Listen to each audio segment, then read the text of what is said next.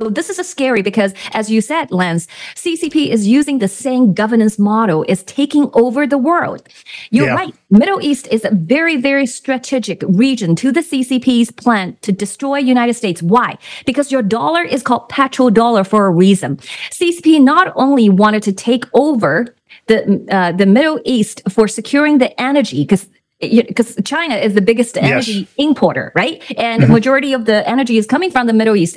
But their goal is beyond just secure the access to those petroleum. Their goal is to actually completely control this region, and their enemy is America and America's ally. Think about who else is depending on the petroleum from that region: Europe and Southeast Asia, right? Your ally, Japan and Korea. So they want to disrupt the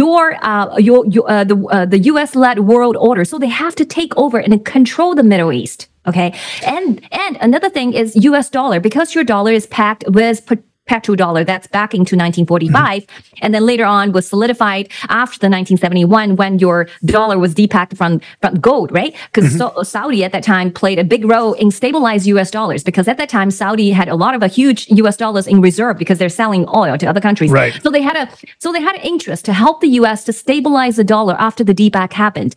So that's why the dollar officially packed to petrol at that time. But now with CCP taking over that, and they starting facilitating trade. Look at those BRICS. You know, the BRICS nation, they're actually embracing the RMB denominated trade. So they signed agreement among those nations and agree with the CCP that they're going to trade using RMB. Okay, so this is a de-dollarization process basically starting. But what's more scary, CCP knew in a fiat currency, they may no longer have the luck, because if you look at the trade and SWIFT, the transactions, or even foreign exchange reserve, still a huge percentage are actually denominated in US dollars. So in fiat currency, they have a hard time to de-dollarize, to get rid of the US dollars. That is why they're seizing on what's called a digital currency. They have made the plan for at least, I would say, 10 years right now. Okay.